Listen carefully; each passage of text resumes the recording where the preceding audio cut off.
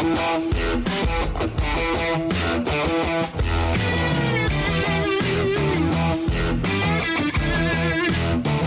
to Coast to Coast. It is the podcast that everyone is talking about at the West Coast Eagles and right around the country. And your stars are Hamish Brayshaw and Oscar Allen. Guys, thanks for having us. Good to be back. What's going on, boys? Bugger all, mate. Bugger all. Yeah, bugger all. Exactly right. What happened last week? Let's get straight to the chase. What happened last week, in particular, halfway through the third quarter when I was watching the game? I was at a Waffle game and I was just glancing up, keeping an eye on the Waffle Eagles, keeping an eye on the Waffle game I was at. I thought 33 points, put the cue back in the rack. What happened? Yeah. Obviously, they were tougher than us. I think that's the bottom line. They were probably tougher than us on the day.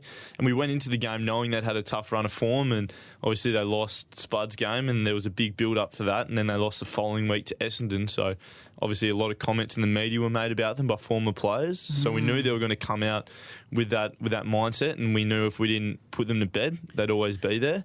And I think at the end of the day, they just looked like a team that was a little bit hungrier than us. And on ground level, it did feel like that. That's why they won. And we know what they bring. They're a talented side. They played finals last year and they were touted to be a top four side as well this year. So they probably showed a little bit of that, but it also was a little bit damning on us. I didn't think we were that tough, which is disappointing from a playing perspective. Yeah, they just looked like that.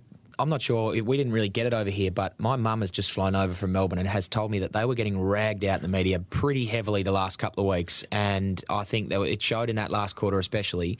The emotion that they sort of brought to that game and the energy almost looked like they were, sticking it to the people that sort of had them pinned up against the wall. But yeah, we weren't great. Yeah, I think it's one of those line in the sand games where it's like they've probably had a meeting and been like, boys, this isn't acceptable. And you either go one way or the other. And I think even if they played like that and say we have time again, we end up winning by a goal, whatever, they'd still go, right, that's our brand. Yeah, and everyone would say that's our brand of that's St Kilda's brand of footy, win, loss or draw. So I don't think it was the outcome that they were too concerned about. It was more the process of how they went about it.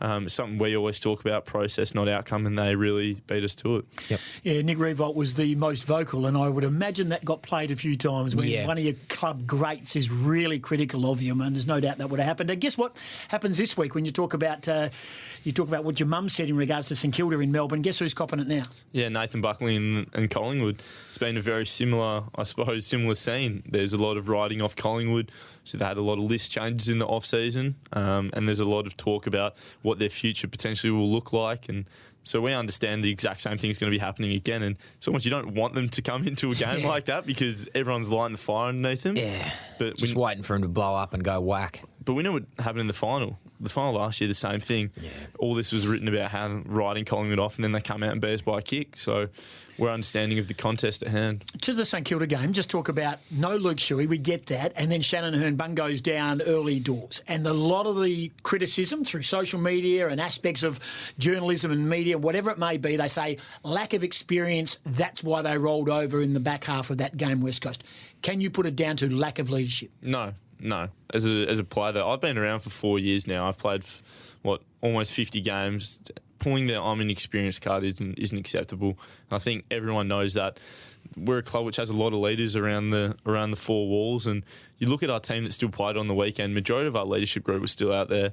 Majority of our younger players who were blossoming into leadership group were still out there.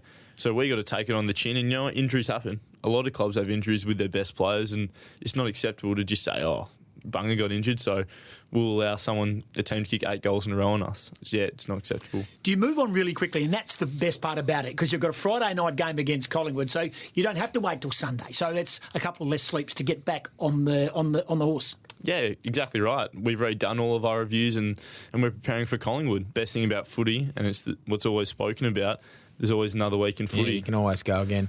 And I'll tell you what, just thinking, the way that the media's gone after St Kilda and they're pumping a fire up against Collingwood, it's almost a blessing in disguise that I wasn't very good, because media attention would just suck, wouldn't it? Imagine getting written off like that in the media. You'd hate it. I was lucky I was 3 and done and not very good and didn't warrant much attention. I reckon it's good not to be the best player, because what happens when you're the best player? You get tagged every week. Yeah. So someone's played to beat the shit out You every And then week. as soon as you play a bad game, the world's against you. So good luck for the next 10 years, mate. I think you might be getting a little bit of that. Lockie Neal, like he's still getting like 20 touches a game. I'm thinking I am on fire. Yeah. Like, I'm the best player.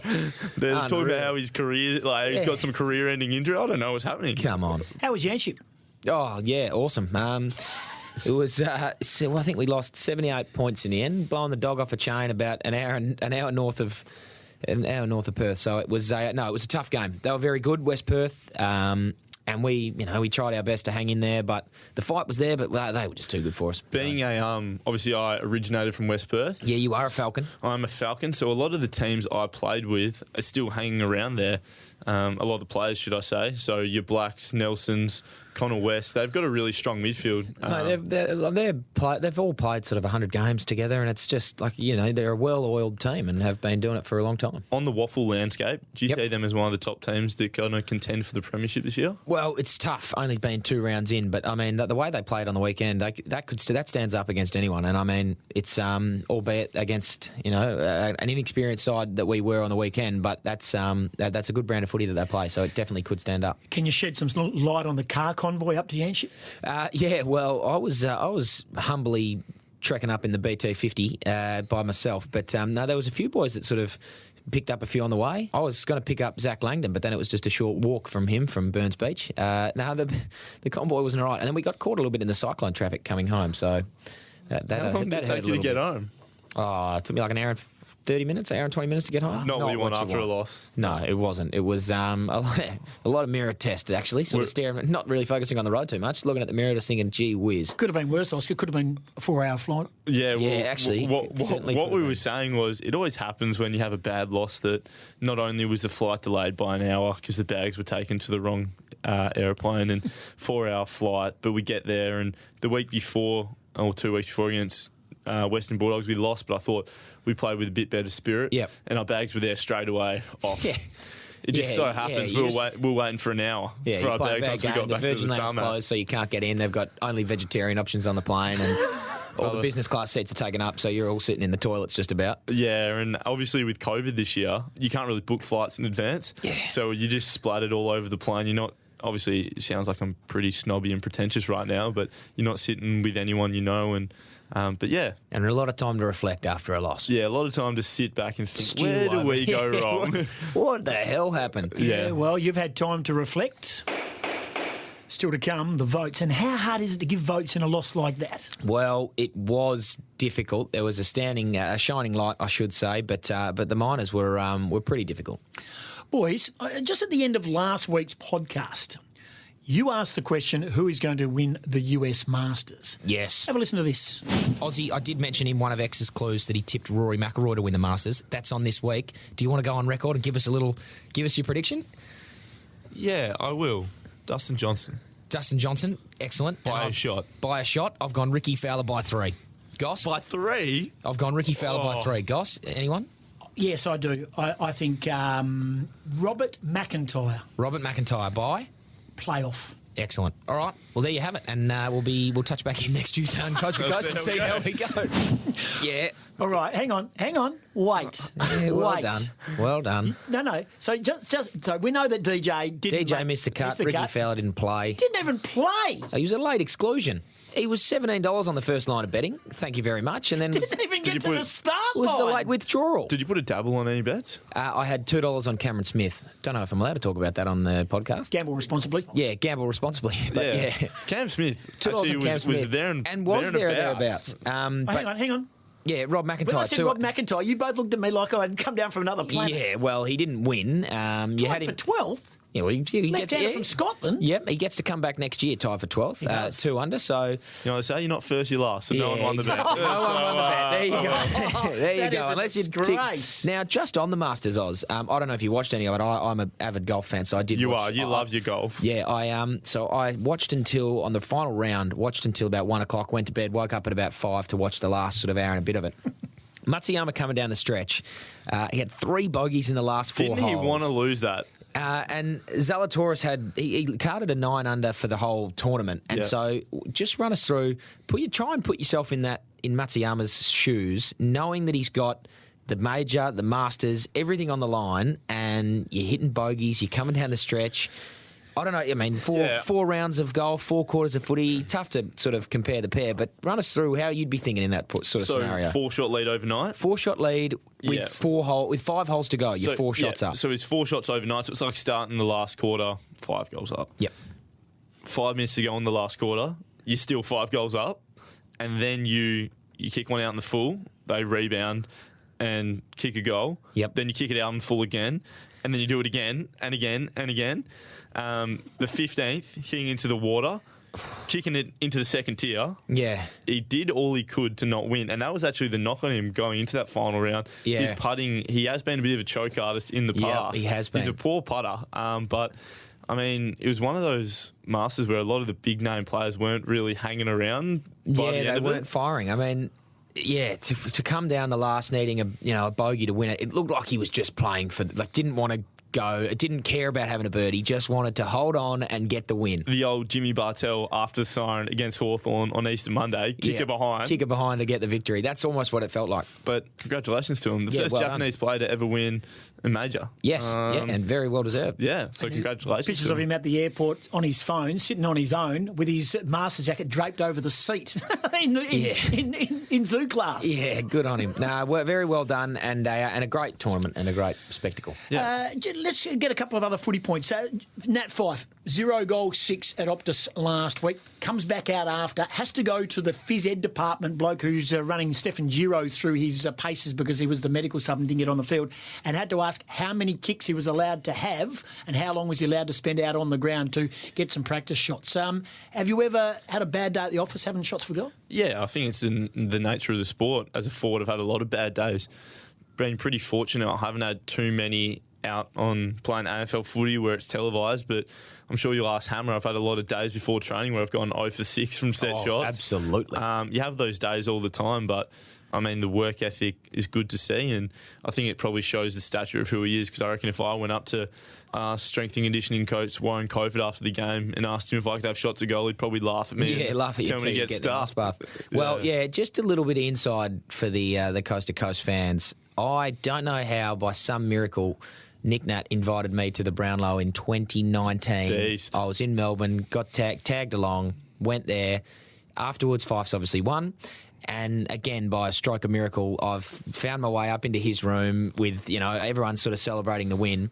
Obviously knows my little brother Andrew, plays with him, so we got talking, and this was probably at 2 a.m. in the morning. He's celebrating a Brownlow medal. He had to be up, or got up at 5:30 the next morning to go and get a workout in at the gym with a broken collarbone or something before he then had to go and do his all the media interviews for the next day. So for a champion player, that's the sort of work ethic you're after. I don't know if I'd be doing that. Nah, I'd be sleeping in. Night. Thanks for coming. But some are bred different. Rumour has it he was carrying a footy around, bouncing it the whole time. But Braden Ainsworth, that is actually that is Braden Ainsworth work ethic. Work ethic to a T. He's like that, and certainly a bit like him to kick 6 points as well. He wouldn't kick him straight. I love you, Bubba, but there's a bit of truth to that. Shivers. But in terms of my worst goal kicking performance, I reckon I kicked 8 points in a game one day. What? Yeah, 8 points.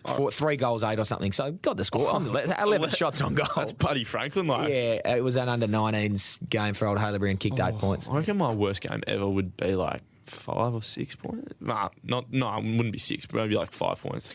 Anyway. Is Winter kicked a goal? Yeah, he did. The big fella. Well done. Great to see him get on. I mean, I personally I'm not a massive fan of the rule that you can your debut as a medical sub, but fortune favoured him, and he got out and actually played pretty much the majority of the game. Did the number 22 proud and kicked a sausage. Was 1 from 1. I actually could have gone my first kick. 0 for 1, yeah. I was first kick, first point, which is a different club, and not everyone can get in there, is he? So more unlucky. Exclusive, yeah. A bit more exclusive. That was my first kick. Yeah. Was it Izzy's first kick as well? It was Izzy's first kick, first goal. Oh, that's awesome. But I'm in the 1 from 1 club, 1 win, 1 game. So you'll have to get there. You'll get there one day. He's good on you, mate. Still to come, Josh Rotham's going to join us. JR will let you know what his intro song will be. Pre-finals bye. Now, this was Stephen Quartermain who posted this on Twitter. He said, do away with the pre-finals bye and make it a preliminary final. So both teams, everyone gets the time off, and that clears the area of injury. And also for players who get concussion, players can are eligible to suit up because of the 12-day break. And that goes back to Chelsea Randall, who's missing the AFLW Grand Final. Yep. The West Aussie girl for the Adelaide Crows women's. She got concussion, played the whole year, and can't play the Grand Final. Do you see merit in what Stephen Quartermain has to say? I see merit in what he's saying, but I don't think that's the way. I disagree. I mean, I think you get to that stage of the year and injuries are part and parcel of footy. If you get hurt, you know, that just happens. And there's emotion in the game. Like Shep missed our grand final in 18. And, you know, you could have given him an extra week, maybe get back. He probably wouldn't have. But, you know, I just think you should stick with the final system is set up in a way that it's the best managed team gets the fitness at the end of the year and has a good crack at it. So I see what he's trying to say, but I just think I don't know about it. It's a long time to cool your jets, isn't it? If you make the grand final, you've got to sit around for basically 2 weeks. Yeah, I mean, nah. All right, I understand why there's a pre-finals bye. Obviously, logistically, it's important to get your best players back. But also, when I think about it, if you're going to talk about putting a bye in so your best players can come back from concussion, all right, let's have 2 weeks between every game. So if anyone's ever concussed, they can come back. It's the same principle, really. I understand you want the best players playing on grand final day, but we didn't have Nick, Shep and Gaffey, and we won it, and that's what makes the story even better. We're missing 3 of our best players and still won it. And reliably informed, the Super Bowl have a week off. Yeah, I mean, the Super Bowl don't play as long a season. It's a different game, American sports. Like, there's the way they go about it's a little bit different. But I just think at the end of an AFL season, finals included, you've started training in November and it's October and you're gassed and you just want to get it done. And I just think it'd be prolonging it for no reason. I think one part of the football industry is we're very reactive. We're very in the moment. Something happens, let's change it because of this. If someone wasn't concussed on the weekend and going to miss the female grand final, they wouldn't have even thought about this. And it's just the way that footy works and that footy media works in a lot of cases. Everyone's really reactive and wanting to change rules because of a one-off instance. And for concussion, it's been great. But there are other situations where I think you need to have a deeper look at it and just sit back and take a breath. I don't think there's much wrong with the game. 150 years, if it's not broke, don't fix it. Yeah. Well done to Bella Lewis, who took out our West Coast Eagles AFLW club champion during the week. So well done to Bella. Yeah, well done, Bella. I was there last night at the awards. Who was your pick going into it? I thought it was going to be taken out by one of our Irish girls, Neve Grace or Ash McCarthy. And, Ash McCarthy. Yeah, Ashley McCarthy. We got to the 6-round vote mark and it was all squared between McCarthy and Lewis. And by that point, McCarthy missed the last couple of games and it was almost a dead rubber. But spoke very well for an 18-year-old, very composed and very well done. What was the count like? Because our count last year, we actually didn't. We had the running tally of like the top 10, but you didn't have individual round breakdowns. You didn't have the final leaderboard, and it was something where one of my good friends, our good friends, Jared Brander, was yet to poll a vote. Yeah. He'd played a couple of games prior and hadn't polled a vote yet. 0 to 15 is what you can poll per game. And we were looking forward to seeing him poll a vote. Him pop up on the votes. But they didn't do it. Did they do it in the female? Well, the way they worked it is it's only a 9-round season. So, I mean, looking at it, I thought they could have easily just sort of run through the whole round by round, but they just broke it down. They went rounds 1 to 3, rounds 3 to 6, and then individual announced the winners. It was a very well-run night and a very well-deserved winner. Congratulations. Absolutely. Look who's in the house.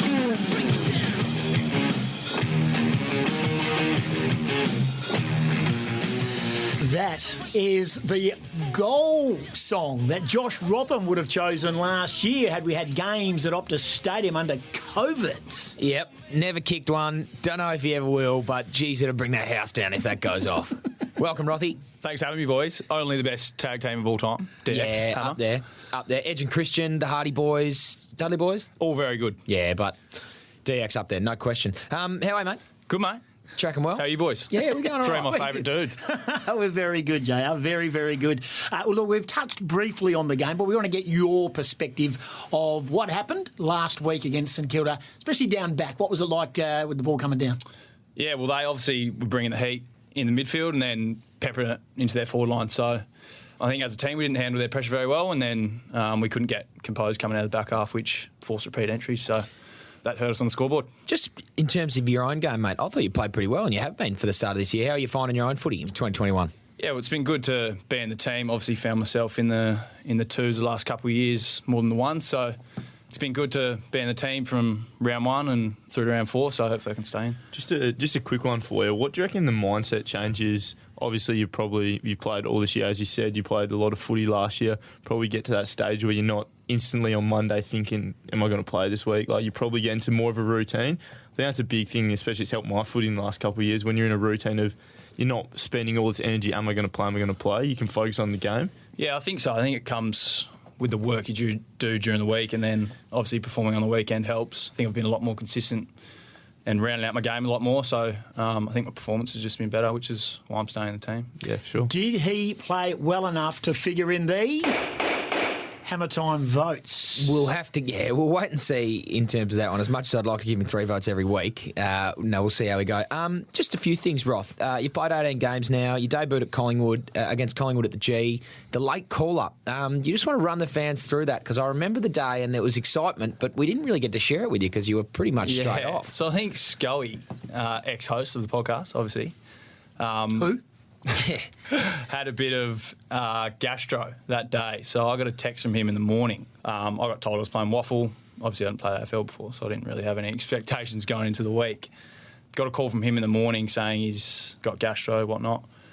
I think, did we have a captain's run that morning? Yeah, so you'd been playing pretty well in the waffle leading up to it, and the boys were the rumours were flying around. Geez, when's this kid going to get a go? When's Rothy going to play? So when are they going to give the fans what they want? So Scully gave me a call that morning. We did captain's run. I think we were in mobility.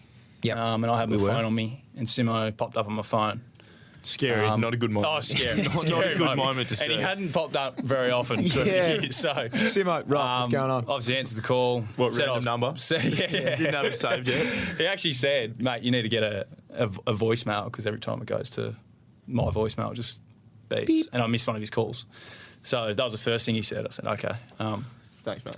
Anyway, yes, sir. and then he told me I was playing. So rushed to the airport, on the plane, got over. It was kind of a good thing, because I didn't really have the time to think about the game and probably overdo it in my head. So you skip over rushing to the airport, but what's that like? You're going to the airport. Yeah. What's that genuine trip like? Obviously in the morning I was playing waffle the next day, so I had to go home, pack my bags and just shoot off. But Serge and the guys at the club, Ian Miller, he looks after the families with that sort of stuff when they do debuts and that. So he ended up calling the family, getting them tickets, getting them flights. So it was. Did Birdie make it over? No, I wish. Little Ralphie, my family dog. Now, mate, you've gone from there. Last year you won the Emerging Talent Award 2020. You've all but locked down a spot in the team. I don't know if you know this, but this year so far, 4 rounds in, you actually rate elite in disposals and kicks for a defender, 16.3 and 12.3 respectively. Yeah, mate, you've really come a long way and loving what you're doing. Now, off-field stuff, we're going to steer away from footy real quick. I've just got you love playing the guitar. You've got Billy, your dog. You know, you're taking up golf. What are you doing with yourself outside of the game? So I'm studying a diploma of business. Believe it or not, could be a businessman one day. So I'll finish that and then hopefully get into uni. I dropped out of school, so obviously I have to take a different pathway to get into uni. But yeah, like you said, getting into a little bit of golf, playing a bit with Jack Petricelli. So we're both definitely below average, but play a bit of the guitar. Got my dog Billy keeping me busy. So still living with Stan Ross? I am still living with Stan. Great Wembley Premiership B grade Norm Smith medalist. Yeah, he's back at East Perth now. What's that about? Playing down back. But has he been getting into the golf? He loves it. He loves his golf, Stanley. Brooks Koepka. Every second day he's got a package coming to the house. So he's got some seriously cool. Yeah, he does. Golf shoes. He's got some elite kits. He's addicted to buying different golf kits, but no, he's good to have around. What's your strength on the golf course personally? Me, not a lot. Driving the car. Driving the buggy through the bushes. And just finally, before we move on, your beard and your haircut, you often get mistaken for Jared Brander. Yes. In the papers, reporting. Really? Have you guys had a chat about it? Is someone going to change the look? You know, what is going to happen? He's been changing his looks up a little bit, but keeps coming back to the same kind of look. Yeah. So high and tight with a nice trim beard. I reckon, but no, I think we'll just keep running with it. Keep the commentators guessing. You familiar with this game show, Ross? The Guess Who? Yeah, mate. Yes, let's do it. Welcome. So, as Ozzy just mentioned, yes, it is the Guess Who. We've got 10 clues. We'll run through. It is a current player on the AFL list, and the questions start from hard and we'll get more and more clear as they go along, but buzz in at any time. I do this with Lex every morning, call her up on the Tuesday and say, look, this is it. She didn't get it until the 10th. So wow. She took her all 10. That's a great feeling. There's no pressure whatsoever. No pressure. She's been bigging up the fact that she's been smoking the last couple of weeks, Oz. So it was a draw the first two, wasn't it? You've got a chance to get one on here, and you've got Rothy's help. Righto, here we go. Question 1, or clue 1. Shorter than 188 centimetres. Oh. Okay. What's the average height of the AFL in the AFL? About that. I reckon. So, like, Yeah. Jacko Nelson would be like, I reckon he's 188. So, is 188 included? Or 188 is included. So, 188 or less? Inclusive, yeah. Inclusive of 188. There you go. Less than. Do you want to take a stab with me? Less than or equal. Straight away. You've just done the little crocodile sign, haven't Collectively you? or one each? Yeah. Do you Nah, want? let's not do that. I don't. Let's not I do don't. that. Let's keep going. He passed his driver's test on the first go. Just for your listeners at home. Can I ask? It's not me. Yeah, I didn't pass either. I failed as well. There you go. Righto. Clue 3. In his AFL headshot, the one you'll find on the West Coast website, he has no facial hair. Once again, Jacko has no facial hair. Do you want to take a stab with me? Who do you reckon? So, shorter than 188, past driver's test, AFL headshot, no facial hair. No facial hair. Does that mean he previously had facial hair? I feel like it does. Not necessarily, like. Or is that a curly one? I reckon it's a curly one. Do you want to take a stab? Or do you want to hear the next clue? I want to hear the next one. One Righto. more, then we'll have a stab. Clue 4. He got his first tattoo at the age of 21. Okay, he's got a tat. Does Jacko have a tat? No. No facial hair. No facial hair. I'll take a stab. Right, go. Is it Tommy Cole? It is not Tommy Cole. Righto. On to the next question. It's not Tommy Cole. Pretty sure he's got facial hair from his eyebrows going down to his chin. On to the next one. He has played for both West Coast's AFL team and West Coast's Waffle team. That's left field. So I reckon that's a left field hint. Is it Liam Duggan?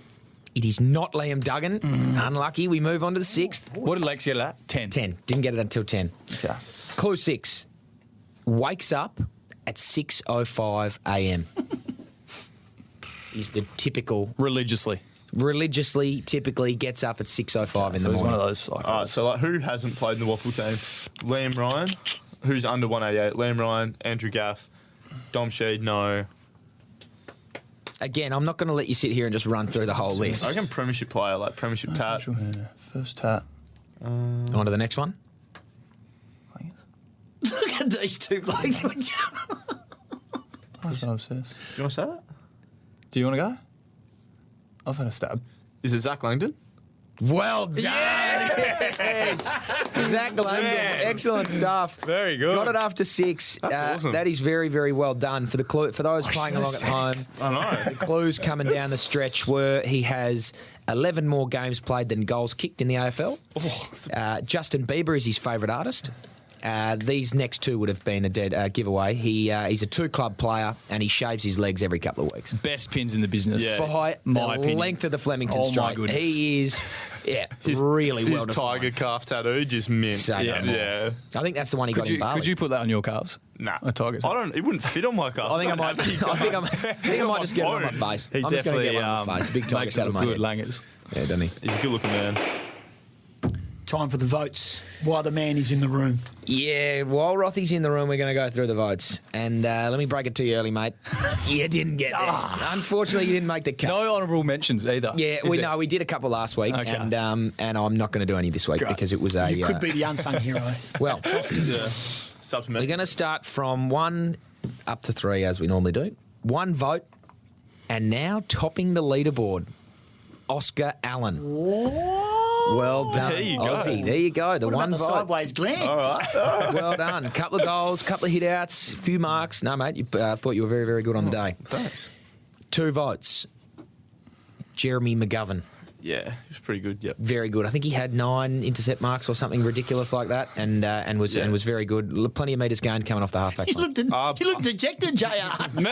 No. Rothy's flat. I'm happy there's a ball in there. I'm happy there's backman. Our backs were elite. Like, I think you told me maybe after the game they had 27 intercept marks. Yeah. If they Something ever, ridiculous. If they ever have that, we win. Like, it's just shows. I can't how- remember what the stat is in terms of inside 50s, but gee whiz, they weathered the storm. We had 36, 13 to 29 in the second half. Yeah, they the backs really held up. Yeah. And 3 votes. I'm not sure if you have listened, Rothy, but I love rewarding goal kickers. And with four of the best, and probably his best game for the footy club, maybe outside of that 5 goals he kicked a while ago, Jack Petrocelli Very well receives the deserved. 3 votes. Yeah. Very well deserved. Well His done. best game for the club, I think. Yeah, I think he obviously had that game against Port in the wet where he kicked 5, but I think this was a more well-rounded performance. Yep. He really got into the game with his pressure. I mean, he works really hard, and he's had a pretty tough run of it. Obviously, 2019 played every game. Yeah. Played the final, and then found himself out of the team last year. Tore his hammy, missed a lot of the year, and he's a really talented guy, and he's been working really hard on what he does away from the club, being more professional, and I think it showed on the weekend. Yeah. Everyone knows how quick he is.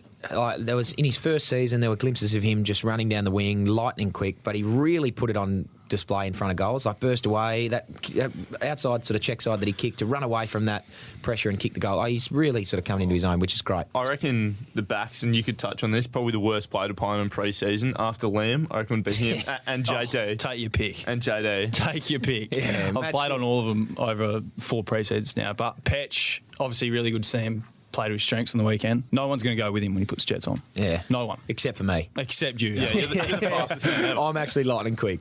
You're the fastest man ever. They actually do call me lightning. Leaderboard. Yeah, very well done. The leaderboard while we're there.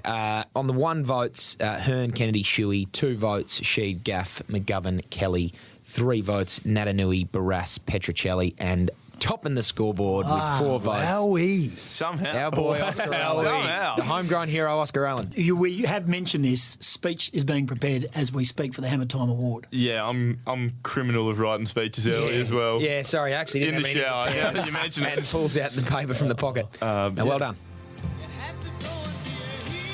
It's the unsung hero moment. Oscar Allen step up to the Yes, plate. the young sung hero. Bit of a different one this week. Obviously, we had an injury early in the game. Shannon Hearn went down with a calf. Hopefully, he won't be too serious. He'll only miss a week or 2. I'm not too sure yet. But obviously, as a backman goes down, you have to change the magnets. And who else but Jakey Waterman putting his hand up? Yeah, the lush. Obviously, The lush. he probably had a little bit of a tough day. He hasn't played much footy. He's played a half before Yep. this game. In the last 6 months, he's had a pretty crook back for a period of time. And I know himself, if you ask him, he'll say he didn't play very well, but he played a tough role for the team. I mean, he's come in as a forward, and then 5 minutes into the game, Simo's put the message down, mate, you're playing half-back, some position he hasn't played since, I don't know, a game last year when someone else got injured. And I thought he took that role well. And although we didn't win, he probably didn't have the best performance he'd like. Playing the role from the team is pretty important. Yeah, what did you think of that, Rothy, down back? He was a little bit shaky early. Obviously, by foot, he got thrown out of position with Bunga going down. But I think for him to just come back, play his role for the team, and just cop it on the chin was really, really good. Collingwood Friday night before we let you go. Josh, what are you expecting from them? Well, they're obviously not afraid to come over here. We saw that last year in the final, so we're going to expect them at their best. We've got a few things we're going to tidy up and go at them all guns blazing, so it'll be good. Josh Rotham leaving the house. Thanks for joining us, JR. Thanks for having me, boys. Thanks, mate. Love you. Thanks, Robbie. One of the great men. Yeah, I absolutely love that one guy. of the great men. Love you like a brother. Who do you reckon next guest? In the socials, let us know. If you Yeah, see let us us in know. the That's a socials, tremendous question. Message down, comment on our Facebook, Instagram pages. Let us know who you want to see next on our socials. Very Bang. good And question. just on that, sorry. Oh, speaking of socials, Oh no, what have I I was done? hit up. I was hit up on the week about you, Aussie. Oh god. G'day, Hammer. Hope you're well. Not sure if this is the right medium for reaching out RE Coast to Coast podcast, but I've got some ripping content for you. Oh, Gee whiz. I was watching Oscar Allen wait patiently to return to the field in the third quarter after his rotation. The mature, stubborn Josh Kennedy was ignoring all signals to come off and get the young Eagle Oscar Allen back on. What's it like waiting on the pine when you've got a stubborn teammate who is taking an eternity to get on the field and then you don't get a touch for the remainder of the quarter? I mean, that's spot on. It's happened in a number of... Actually, funny story. This happened round 1 against Gold Coast. And obviously the game was done at the end of the game. And what do you do at the end of the games? You take off probably your best or most significant players. You don't want to get injured. So in my mind, that's if we're full fitness, that's Luke Shuey, Yep. Josh Kennedy, Nick Nganui, and Jeremy McGovern. Yep. We tried to do that against Gold Coast, and I was thinking, I could sneak a fifth here, go home with a little bag. Like it could be a great way to finish. And JK saw me and blatantly locked eyes with me from across the field and gave me a look like, mate, there is no chance I'm running across the field to come off. Oh, that is funny. And he does the old doesn't look at the bench because we have the bench. The signs holding up. Yeah. JK sort of squints in his old age. Oh, I can't see the numbers. It's almost like he waits till there's 15 seconds left and looks. And then puts his hand up. like, I'll get to your next one. Oh, mate, the time. I'm not going to make it. Not gonna we'll make give it. away a free kick. That was Cam Gloucester on Instagram. Well, thanks, but, Cam. Yeah, keep hitting me up and Aussie if you've got anything for the coast to coast, and we'll be sure to get you on. Oscar, Yeah. what are we expecting Friday night? A better performance. It'll be a more spirited game, and we'll really crack in. We know what they bring in. I think there's still a little bit of scar tissue from the final last year. Obviously disappointed with how the season ended, and looking forward to responding in a positive way. And what about Waffle Eagles? We've got out at Bassendean. We've got Swans on the Saturday. It is the first time, it will be the first time that we take some turf out there. Should we get a win? The one ground we haven't had a win at is Bassendean. Steel Blue. And you can watch all that action, of course, on our Waffle live stream. Yes, you can. YouTubius and also Facebook. So follow that on our Absolutely. socials at the West Coast Eagles. Looking forward to that one with Thumper Bandy calling all the action against. No Jets. He's injured. He's done a calf. He's done his 400th calf, poor Jets. No doubt he'll be at the Cam Bar having a couple watching the boys. But no, it's the Lewis Jetta Cup out there this week, funnily enough. Looking forward to it. Nice work. Good on you, lads. Nice work by you. So the Hammer Time runaway leader, Oscar Allen, has joined us. Hammer, you proud that he's sort of... Absolutely. Somehow. Absolutely. No, he's doing well, the young fella. Do it all again next week. Thanks for having us. See you Thanks, next week. guys. See ya.